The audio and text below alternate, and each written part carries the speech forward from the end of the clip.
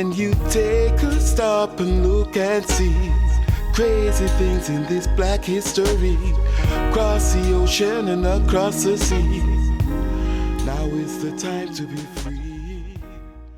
Before I get into what could possibly be described as solid findings with respect to the first foreign contacts made by and with Africans, I want to take a look at something that many would probably consider to be fanciful or unfounded speculation. This is in relation to the Millennium head statues, which are located in Mexico. So you can see a head statue here,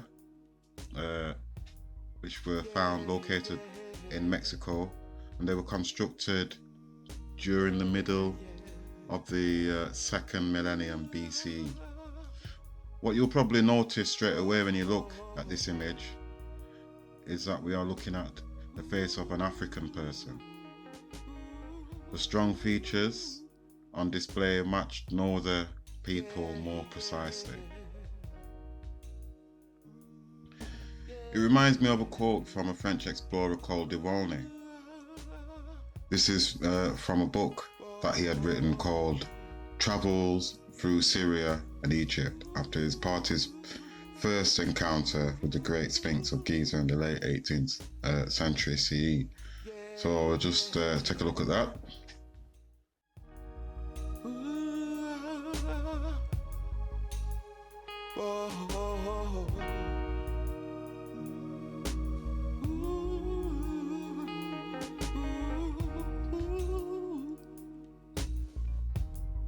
Yeah, yeah, yeah, I'm a rebel. So if we take from this that the creators of these statues were Africans, it has to be accepted that early Africans had traveled by sea to the Americas at least during the second millennium BCE, if not earlier. So accepting that Africans did arrive in the Americas, the question is, from where? The first thing to look for when trying to identify such a location is evidence of the earliest ship or boat building activity and fishing in regions that connect to the African coast. There are actually 3 locations in our research that catch the eye, all of them being located on the west coast and having traditions that included a ship and boat building culture that predates the creation of the head statues in Mexico.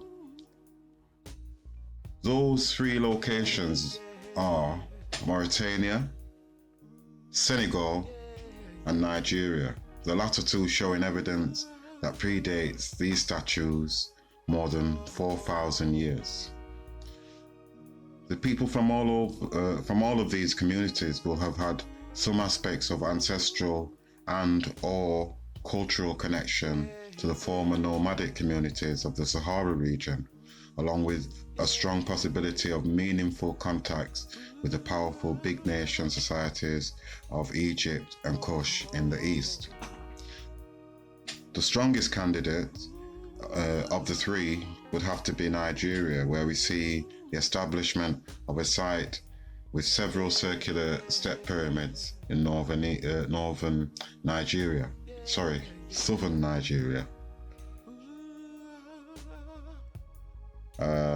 if we can see here, I think there was a total of 10 that was built. This photograph was actually taken in the 1930s. I think I can count about at least 4 in this photograph. And they were built in the 3rd millennium BCE, which matches up closely with the dating for the creation of the step pyramid, which was the first of the great pyramids that were built in Egypt. In addition to this, the Nigerian pyramids were built using a clay mud style of stone very similar to the Kushite constructions of that period, suggesting the presence in that region of Kushite priests, masons, and nobles, eager to spread the spiritual beliefs which connected them to the lion culture that was being developed in the major eastern settlements. The building of pyramids of itself was a symbolic indication of a religious or spiritual belief in the afterlife. The erect structures pointing to the heavens were constructed in remembrance of the holy instrument, which was fabricated by the goddess Set for her husband, the god Asur, enabling him to propel the soul of the righteous prince, his son Heru, or also known as Horus, son of God, into his reserved place in heaven, enabling him to assist in the crossing over of his most loyal followers. The burial site for a leader greatly revered for their righteousness and justice would be closely associated with these pyramids. Their wisdom and godliness in life, a confirmation of their ancestral line of heritage, which they perceived as being handed down straight from the gods. A strong faith in this spiritual belief structure would form the basis on which these Africans would be prepared to brave the long, untested journey across the Ethiopian Ocean, as the South Atlantic used to be called, to make it to land in the Americas, strongly indicating that it was these Africans that successfully made it to Mexico. Evidence of shipbuilding activity near the coast of Senegal, possibly dating before the 7th millennium BCE, and later development of similar practices further north in Mauritania, along with the construction of stone walls surrounded settlements towards the start of the 2nd millennium BCE, makes a reasonably strong case for either one of these two. Neither of these cases can be considered nearly as strong as the Nigerian example. The making of the Mayan head statues may have been intended to be a recreating of the head of the Great Sphinx of Giza, which would have been largely covered in sand by that time, masking the original lion characteristics of that deity. Indeed, in the time of de Volney, when he had come across it in the late 18th century CE, the Common Era, only its head, carved in the image of the righteous prince of its day, was above surface level, and the Kushite masons leading on the Mayan construction project may have been, for this reason, guided by a slight misconception of the total characteristics of the Sphinx deity. Clues to the evidence of early African travel across the ocean can also be drawn from the mythical stories about by the ancient Greek philosopher Plato, who wrote in 360 BCE of a great noble called Solon, who had travelled to Egypt a few hundred years before and was told about a land which he calls Atlantis. It had been traditionally believed that Atlantis was located somewhere across the Atlantic Ocean, which is where this body of water gets its modern day name from.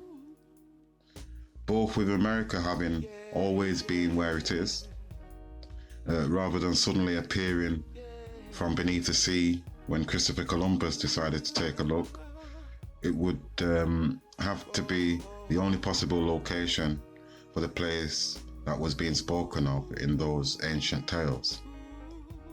The fact that the island ends up sinking beneath the sea is a strong indication that at least some of the Africans who travelled to the Americas also made it back to Africa. Looking back, as they sailed home, they would have seen as the land appeared to sink beneath sea level in the distant horizon, possibly crying in despair for the loved ones who they may have left behind.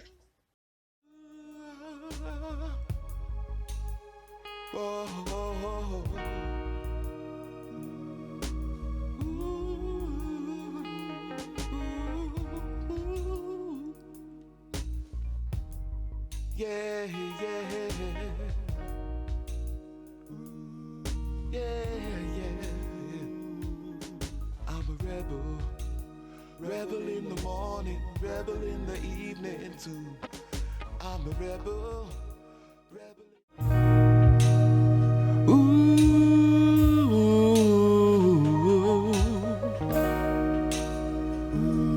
yeah. When you take a stop and look and see crazy things in this black history, across the ocean and across the seas. Now is the time to be free. No commotion. I'm feeling the pain, I feel their emotion, the love and devotion, just like a root potion, 'cause I'm a rebel.